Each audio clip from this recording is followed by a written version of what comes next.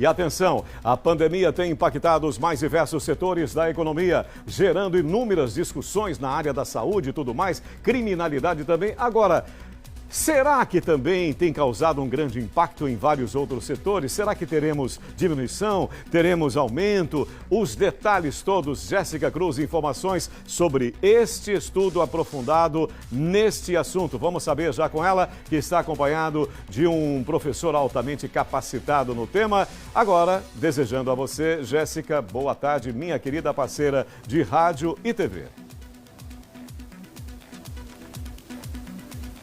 Sérgio, boa tarde agora, né? Pois é, olha, eu tô aqui com uma colinha, porque quando a gente fala de dado, né, é praticamente impossível. E eu tenho sim aqui alguns dados, né, que são frutos de um levantamento da Universidade Federal de Sergipe, justamente referente a 4 tipos de crimes, e esses dados analisados, é claro, com relação a 2020. O que chama a atenção é justamente a queda, né, de 3 desses crimes: homicídio, roubos e furtos. Eu já vou conversar aqui com o professor, que é o professor Marco Antônio Jorge, que é doutor em economia aqui na Universidade Federal de Sergipe. Professor, é expressivo isso? Chama a atenção essa redução, uma redução em homicídio, também em furtos e roubos? Sim, bom dia, Jéssica, bom dia a todos que nos veem. No caso dos roubos e furtos era algo que a gente já esperava, porque com o maior isolamento social, você tem menos pessoas na rua, mais pessoas nas suas casas, fica mais difícil você encontrar vítimas para cometer crimes como furtos e roubos, crimes contra a propriedade. Então a gente já imaginava essa queda, né? Foi uma queda de 20,6 nos furtos e 35,3 nos roubos aqui para o Estado. No caso da violência doméstica, a gente imaginava um aumento, de fato teve um aumento leve de 2,4%, isso sempre comparando 2020 com o ano de 2019. E no caso dos homicídios, a gente teve uma queda de 1,4%, e o que chamou a atenção é que foi o único estado do Nordeste em que você teve uma queda nos homicídios. Outros 8 estados do Nordeste, os crimes violentos letais eles aumentaram no ano de 2020. E vocês analisam também o motivo para essa redução, professor? Na verdade, neste relatório, Jéssica, a gente fez uma análise mais descritiva. A gente queria saber se tinha algum padrão, então a gente fez uma análise para o Estado, para os seus municípios, para a capital.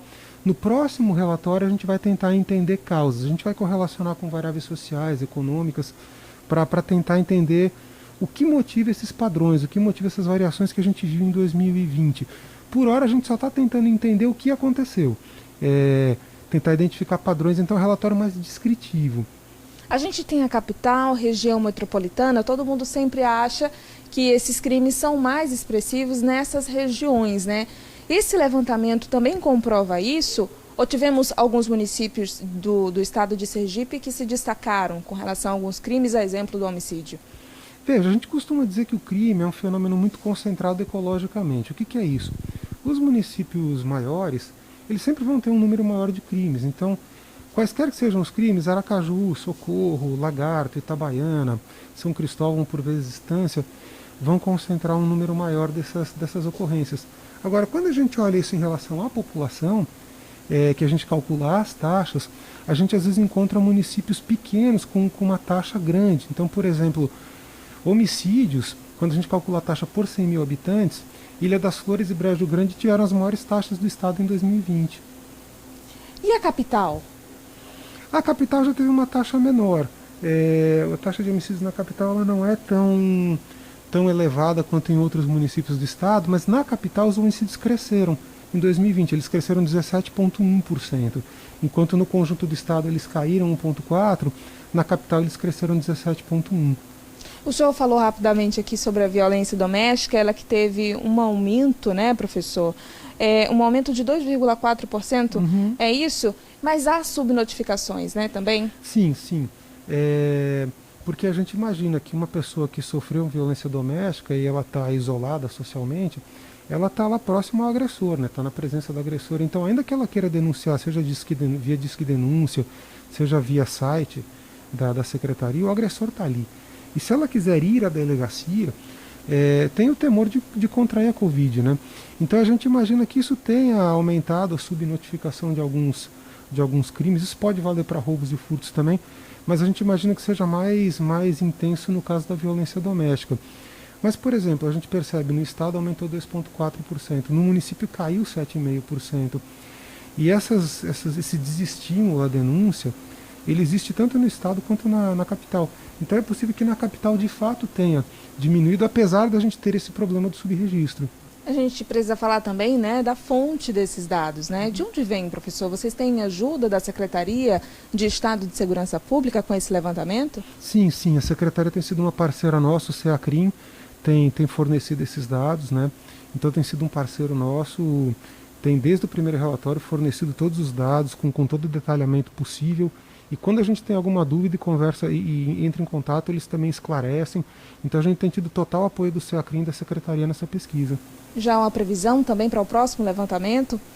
Sim, o próximo levantamento a gente deve divulgar nos próximos 2 meses. E nesse levantamento a gente vai ter essas análises de causalidade. Aí a gente vai tentar entender por que a gente verificou esses padrões, né? O que causou essas variações. Aí esse vai ser menos descritivo e mais analítico. Muita gente questionando, será que a pandemia teve relação com isso? No próximo a gente vai saber, né, professor? A relação ela teve, agora a gente quer saber assim, através de que variáveis essa relação se manifestou de forma mais intensa, quer dizer, foi a diminuição da renda que a pandemia provocou, foi o fato de você ter menos pessoas nas ruas ou mais pessoas nos domicílios. Aí a gente vai tentar entender como cada uma dessas variáveis impactou nessa variação dos crimes que a gente teve em 2020. Professor, muito obrigada. Parabéns a vocês pelo trabalho. Boa sorte também no próximo levantamento.